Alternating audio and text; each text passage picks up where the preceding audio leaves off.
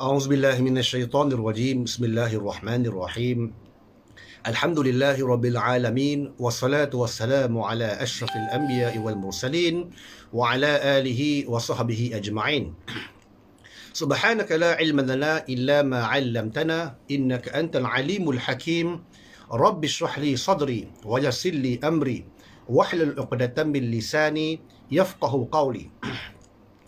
Assalamualaikum warahmatullahi wabarakatuh.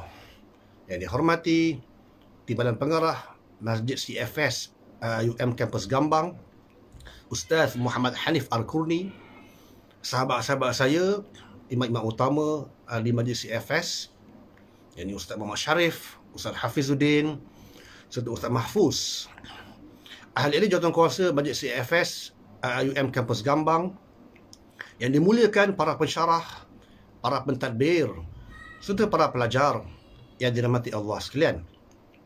Pertama sekali, marilah sama-sama kita merafakkan kesyukuran kita ke hadirat Allah Subhanahu Wa Taala, kerana dengan limpah kurnia serta inayahnya dapat lagi kita bertemu pada siri kuliah yang ke-10, yakni kuliah tafsir, yang mana pada beberapa minggu yang lepas kita telah membincangkan serta membicarakan berkenaan dengan ayat-ayat yang menyebut berkenaan dengan golongan munafiqin, yang mana mereka ni bersahabat dengan golongan Yahudi yang bermastautin di perkarangan kota Madinatul Munawwarah.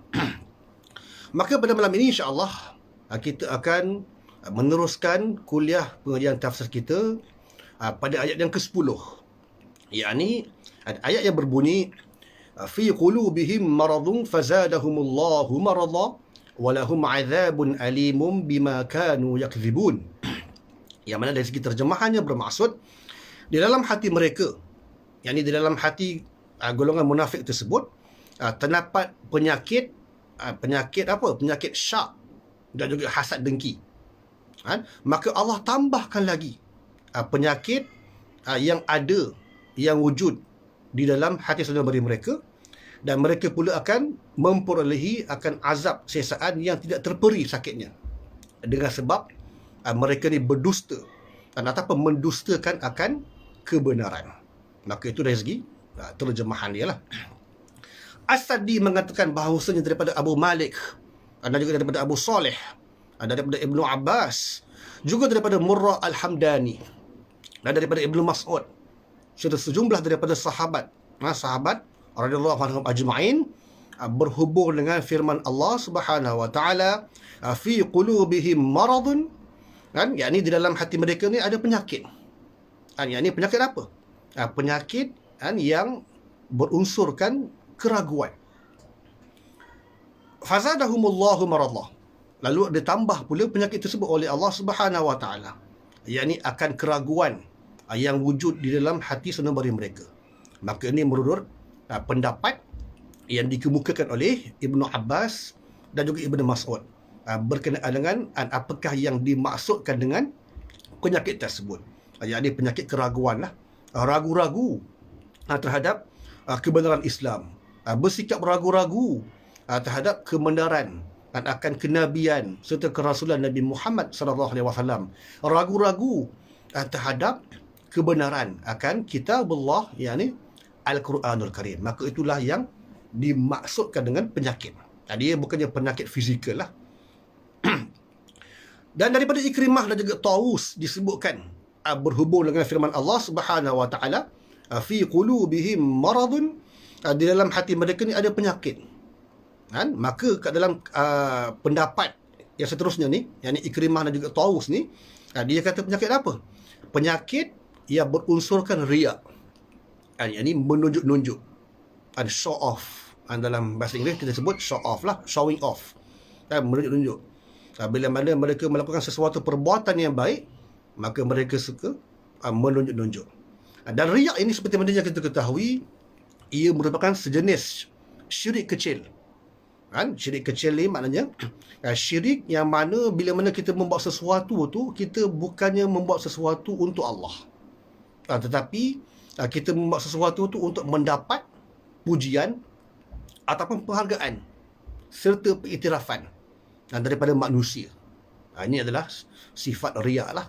Yang ni lawan kepada ikhlas. Yang mana ikhlas ni adalah kita buat sesuatu hanya semata-mata untuk mendapatkan keridhaan Allah Subhanahu Wa Taala. Maka ia adalah lawan kepada sifat tersebut. Maka penyakit yang dimaksudkan kat sini ialah penyakit riya.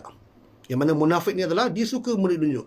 Bila mana mereka melakukan solat sebagai contoh, mereka nak menunjukkan yang mereka ni rajin bersolat di hadapan para sahabat, di hadapan Nabi SAW, maka mereka akan bersifat riya. Ini yang Allah sebut kat dalam Al-Quran, di dalam surah Nisa, yang mana Allah berfirman, innal munafiqina yukhadi'una Allah wa huwa khadi'uhum wa idza qamu ila as-salah qamu kusala yura'una an-nas wa la yadhkuruna Allah illa qalila, yadhkuruna Allah illa qalila. Yani mereka ni suka menunjuk, yura'una an-nas, mempertunjukkan, memperzahirkan, mempertonjolkan akan ibadah yang mereka buat di hadapan Nabi dan juga di hadapan para sahabat. Maka itulah yang dimaksudkan dengan penyakit marad kat dalam ayat tersebut. Abdul Rahman ibn Zaid ibn Aslam menyatakan bahawasanya fi qulubihim maradun, artinya penyakit di dalam masalah agama, bukannya penyakit pada tubuh badan, bukannya penyakit jantung ke, bukannya penyakit kencing manis ke, gout ke, tidak. Tetapi ia sebenarnya merujuk kepada penyakit di dalam masalah agama lah. Maka ini adalah satu bentuk yang kritikal, penyakit kritikal lah. Yang mana mereka yang punya penyakit ini adalah golongan munafiqin, bukannya golongan sahabat, bukannya golongan Yahudi. Tetapi Allah mengklasifikasikan penyakit tersebut, ianya wujud khusus kepada golongan munafiqin. Sedangkan penyakit tersebut adalah merupakan keraguan yang merasuki hati mereka terhadap Islam, ragu-ragu terhadap Islam. Fazadahumullahu maradha, artinya lalu ditambahkan oleh Allah akan kekafirannya.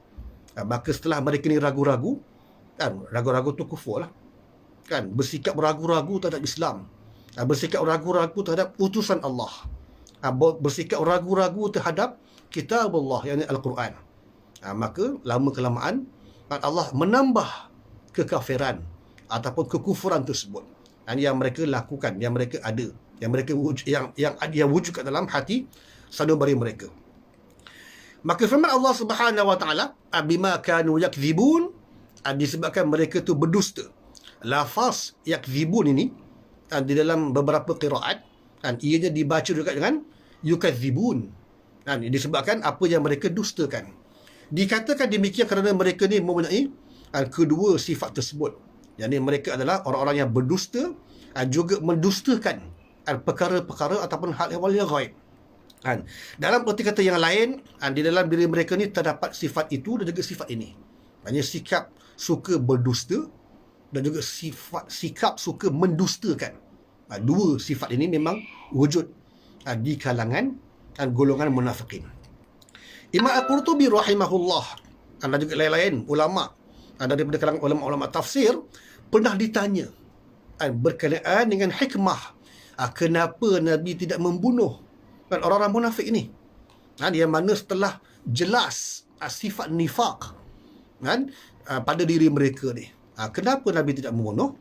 Lalu para ulama-ulama tafsir mereka telah mengemukakan satu hujjah, yakni satu dalil daripada hadis yang disebut kat dalam kitab As-Sahihain, kitab kat dalam Sahih Al-Bukhari dan juga Sahih Muslim, yang mana Nabi benar bersabda kepada Umar bin Al-Khattab radhiyallahu anhu, akrahu an yatahaddath al-arabu anna Muhammadan yaqtulu ashabahu. Hadis Nabi lah, yang mana kata Nabi, sabda Nabi, aku tak suka bila mana nanti orang-orang Arab mengatakan bahawasanya Muhammad membunuh teman-temannya. Maka ini adalah antara sebab kenapa Nabi tidak pernah membunuh orang-orang munafik. Bukan setakat tidak pernah membunuh, malah Nabi juga tidak pernah panggil dia orang, "Hei munafik." Tak ada. Nabi tak pernah melabelkan orang tersebut sebagai munafik. Kita hari ini macam mana?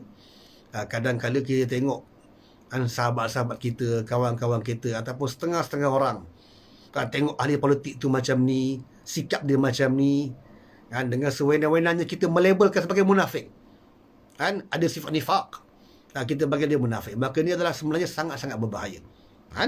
Sebab Nabi sendiri pun tak pernah panggil sahabat-sahabatnya sahabat lah. Kenapa sahabat? Sebab orang munafik ni mereka hidup zaman Nabi, pernah jumpa Nabi, pernah melihat Nabi, maka mereka juga dianggap sebagai sahabat. Tetapi sahabat yang tak jujur, sahabat yang tidak ikhlas dalam perjuangan Islam itu sendirilah. Maka sebab itulah Nabi dia tak pernah membunuh akan golongan munafikin, walaupun telah terbukti jelas akan sifat-sifat nifaq di dalam hati nurani mereka. Seterusnya kita melihat dalam konteks harfin biharfin, fi qulubihim marad, di dalam hati mereka ni ada penyakit. Ini mereka ni digelar sebagai munafik kerana di dalam hati mereka ni ada sifat ataupun sifat nifaq dan juga terdapat satu penyakit.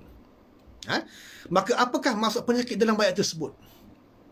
Maka dalam ayat tersebut, penyakit yang dimaksudkan kat sini ialah penyakit akidah yang rosak. Seperti mana kita telah bincangkan pada beberapa minggu yang lepas, yang ini terdapat satu kategori yang dipanggil sebagai an-nifaq fil aqidah, kemunafikan di dalam konteks akidah. Contohnya macam mendustakan Nabi SAW, ataupun mendustakan sebahagian daripada apa yang dibawa oleh Nabi SAW, ataupun membenci bila mana Islam mencapai kemenangan.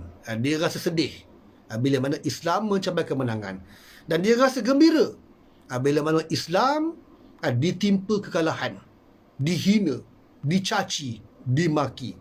Maka ini adalah jenis an-nifaq fil aqidah. Maka inilah yang dimaksudkan, merujuk kepada golongan munafik pada zaman Nabi SAW. Dan penyakit dalam ayat tersebut bermaksud dengki ataupun benci kepada hakikat kebenaran, yang mana ia juga bermaksud dengki terhadap orang yang membawa kebenaran.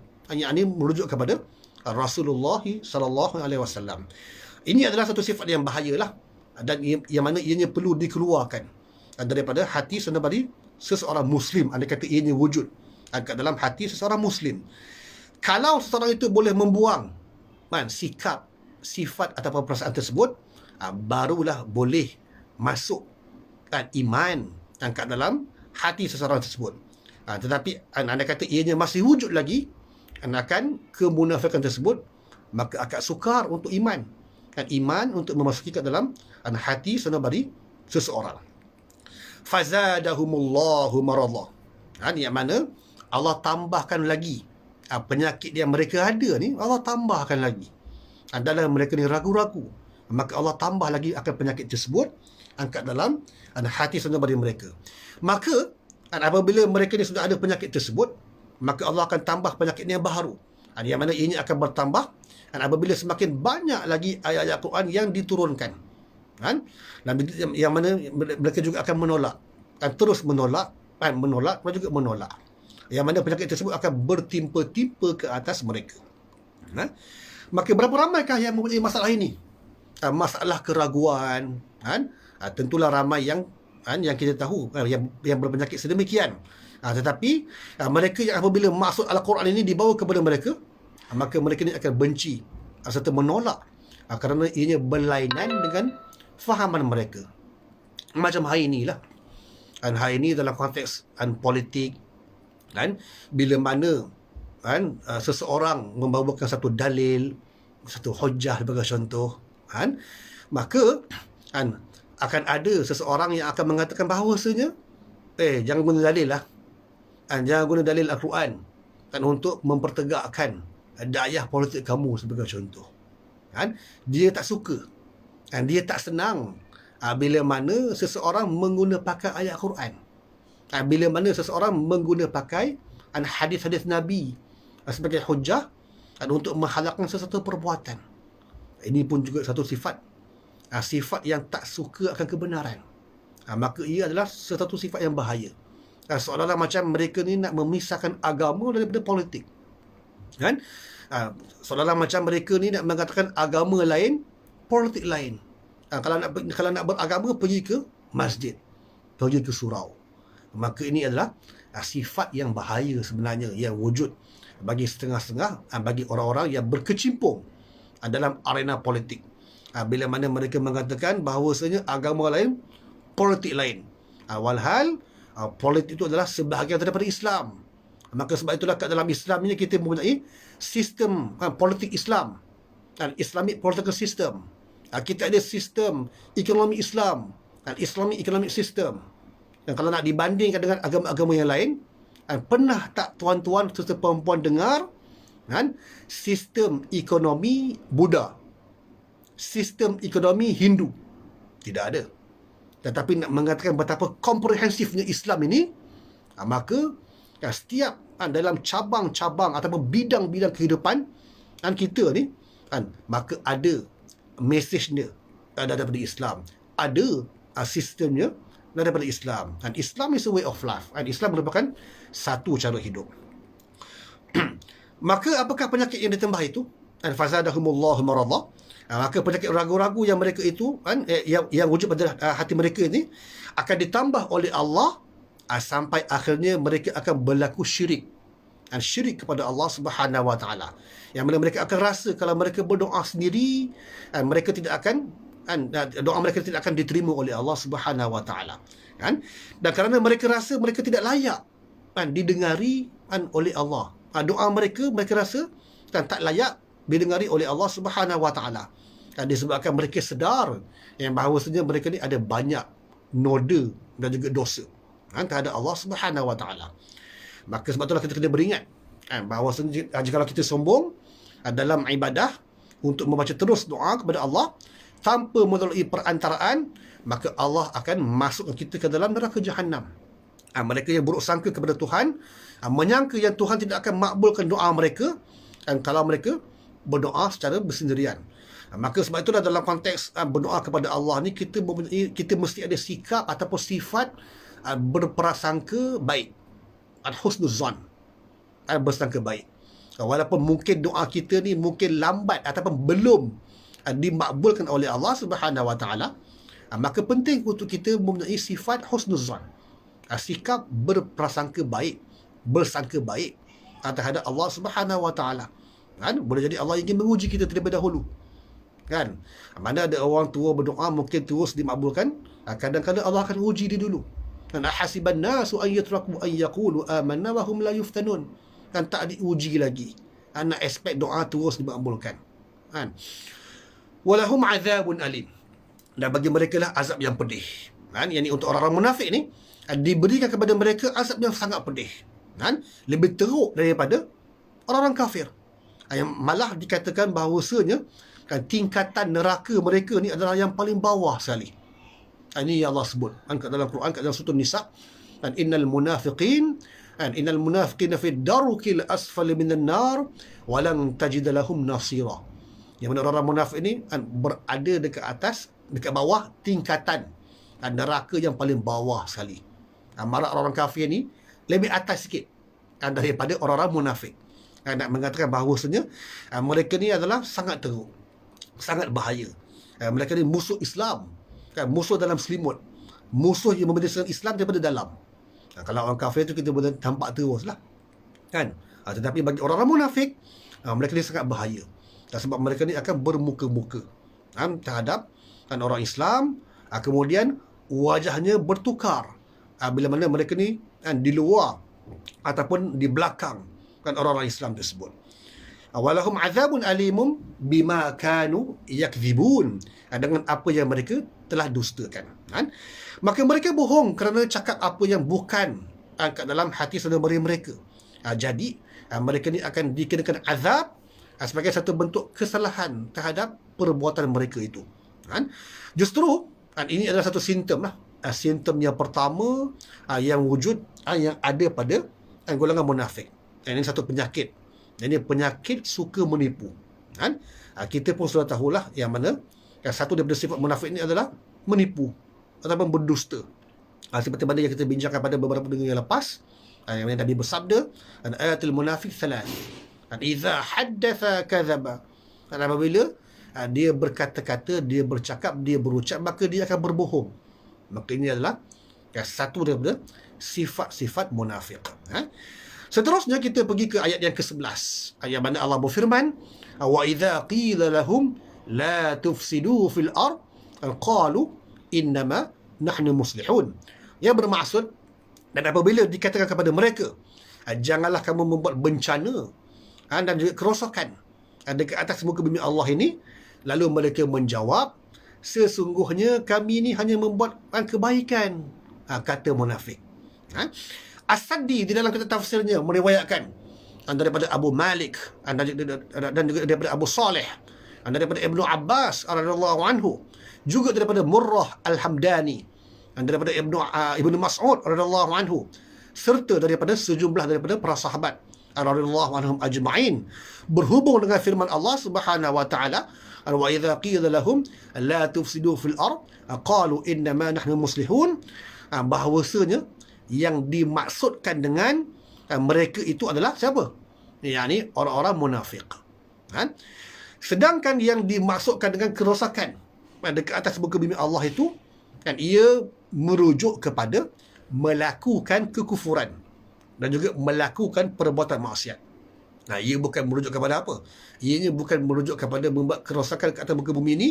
Bukannya bermaksud membuat satu kerosakan sebagai contoh dalam konteks pembakaran secara terbuka, pembalakan secara haram. Bukan.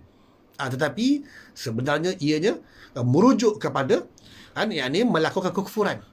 Dan melakukan kekufuran terhadap Allah Subhanahu wa taala, serta melakukan perbuatan maksiat ataupun kemungkaran dekat atas muka bumi Allah ini. Maka itulah yang dimaksudkan dengan kerosakan di atas muka bumi ini. Ibnu Juraij meriwayatkan daripada Mujahid tentang makna firman Allah Subhanahu wa taala, wa idza qila lahum la tufsidu fil ard, menurutnya ini apabila mereka ni mengerjakan maksiat, dikatakan kepada mereka, janganlah kalian membuat maksiat ataupun kemungkaran. Maka mereka ni menjawab apa? Orang-orang munafik ni jawab apa? Sesungguhnya kami ni berada di jalan hidayah, dan sebagai orang-orang yang sentiasa mengerjakan serta melakukan kebaikan. Ini adalah jawapan balas lah. Jawapan balas daripada orang-orang munafik. Bila mana orang-orang Islam, para sahabat menegur mereka, jangan buat kerosakan dekat atas muka bumi Allah ni, jangan melakukan kekufuran, jangan melakukan kemaksiatan ataupun kemungkaran. Maka apa yang mereka jawab ialah, mereka ni yakin yang bahawasanya mereka ni berada di atas jalan hidayah. Mereka ni yakin sangat-sangat yang mereka ni sedang melakukan proses pengislahan dan kebaikan dan sebagainya. Ibnu Jarir At-Tabari mengatakan pula bahawasanya orang munafik adalah mereka yang melakukan kerosakan dekat atas muka bumi Allah ini kerana perbuatan maksiat mereka ni terhadap Tuhan, ini terhadap Allah Subhanahu wa taala, dan juga pelanggaran-pelanggaran yang mereka kerjakan terhadap hal-hal yang dilarang oleh Allah Subhanahu wa taala. Dan Allah kata mesti ikut akan nabi ataupun Rasulullah SAW. Tetapi mereka tak ikut. Maknanya mereka ingkar akan perintah Allah itu. Mereka juga mensia-siakan hal yang telah difardukan, hal yang telah diwajibkan ke atas Islam, ke atas umat Islam. Dan mereka juga ragu-ragu terhadap kebenaran akan agama Allah Subhanahu wa taala, yakni Islam. Selain daripada itu juga mereka berdusta terhadap kaum mukminin melalui pengakuan mereka yang mengatakan bahawasanya diri mereka beriman, walhal mereka tak beriman sebenarnya. Malah di dalam hati mereka, di dalam hati mereka penuh dengan elemen keraguan, penuh dengan elemen kebimbangan. Dia rasa insecure, tak selamat. Mereka juga membantu orang-orang yang mendustakan Allah serta Rasulnya, kitab-kitabnya, bila mana mereka menemukan jalan ke arah tersebut. Ini merujuk kepada kerjasama mereka dengan golongan Yahudi lah dekat Madinah. Yang demikian itulah kerosakan yang dilakukan oleh orang-orang munafik di atas muka bumi Allah ini, dan mereka menduga bahawasanya perbuatan mereka ni adalah satu bentuk kebaikan dekat atas muka bumi Allah ini. Maka ini adalah sesuatu yang pelik lah. Bila mana mereka melakukan kekufuran terhadap Allah serta Rasulnya, mereka anggap ia adalah satu bentuk kebaikan. Maka ini adalah sesuatu yang sangat pelik, bin ajaib. Wa idza qila lahum, dan apabila dikatakan kepada mereka, maka para sahabat radhiyallahu anhum ajma'in, bila mana mereka melihat perangai orang-orang munafik ni, mereka pun rasa pelik lah. Rasa pelik bila mana mereka melihat perangai orang-orang munafik. Sebab munafik ni mereka kadang-kadang memang mereka ni hidup dengan Nabi dan juga para sahabat. Mereka kadang-kadang mereka pun ikut juga kuliah-kuliah Nabi. Mereka pun join juga solat fardu secara berjemaah dengan Nabi serta para sahabat. Tiba-tiba mereka ni mempunyai sifat serta penyakit tersebut. Maka itulah sahabat-sahabat dia rasa pelik terhadap golongan tersebut. Yang mana orang-orang munafik ni, mereka bukan setakat berguru dengan Nabi, tetapi mereka juga sebenarnya berguru, bermuamalah serta bergaul dengan golongan Yahudi. Ini golongan ahli kitab. Maknanya dengan Nabi pun mereka belajar agama, dengan pendeta-pendeta Yahudi pun sama juga. Mereka nak belajar agama daripada dua-dua ni. Ini adalah penyakit yang dimaksudkan oleh dalam ayat tersebut lah. Yang mana persoalannya, kenapa mereka perlu pergi? Kenapa mereka perlu pergi jumpa dengan pendeta-pendeta Yahudi untuk menuntut ilmu? Sebab apa? Sebabnya mereka merasakan dengan belajar ramai guru, maka mereka akan rasa lebih pandai. Lebih pandai daripada Nabi lah. Maklumlah, golongan ahli kitab ni golongan yang memang orang kata dah tahu akan kitab-kitab samawi yang lain. Maka disebabkan hal tersebut, mereka cuba nak memperolok-olokkan Nabi SAW. Bila mana mereka mengetahui sesuatu yang mungkin Nabi tak tahu. Khususnya dalam konteks isi-isi kandungan kat dalam kitab Taurat, kitab Zabur ataupun kitab Injil. Maka mereka akan cuba nak buat tanya kepada Nabi berkenaan dengan sesetengah isu. Maka inilah sebab kenapa orang-orang munafik ni, mereka turut bertemu dengan pendeta-pendeta Yahudi ataupun golongan ahli kitab bagi belajar agama. Konon-kononnya lah. La tufsidu fil ard. Janganlah kamu membuat kerosakan dekat atas muka bumi Allah ini. Yang mana orang-orang yang beriman ini, mereka menasihati golongan munafik supaya jangan buat kerosakan, jangan buat kekufuran, jangan buat kemaksiatan serta kemungkaran terhadap Allah Subhanahu Wa Taala. Maka apakah kerosakan yang dimaksudkan kat dalam ayat tersebut? Bagi kita untuk memahami konteks ayat tersebut, kita sebenarnya kena tengok dalam konteks sejarah. Sejarah Madinah sebelum zaman Nabi SAW berhijrah ke kota tersebut. Yang mana orang-orang Ansar ni, yang terdiri daripada siapa? Kaum Aus, kaum Khazraj. Yang mana sebelum Nabi datang, Nabi berhijrah ke Madinah ni, kaum Aus dan kaum Khazraj ni, mereka sebenarnya memang bersahabat baik dengan golongan Yahudi. Mereka juga belajar sebenarnya serba sedikit berkenaan dengan agama lah. Walaupun mereka ni merupakan penyembah berhala-berhala sebagaimana penduduk-penduduk dekat Mekah, tetapi mereka juga berkawan, bergaul, bermuamalah serta belajar daripada golongan ahli kitab dekat Yathrib, sebelum nama-nama bagi Madinah lah. Maka orang-orang Yahudi ni, mereka ni merupakan sumber rujukan agama bagi golongan munafik sebelum kedatangan Nabi serta sebelum penghijrahan golongan muhajirin ke bumi Madinatul Munawwarah.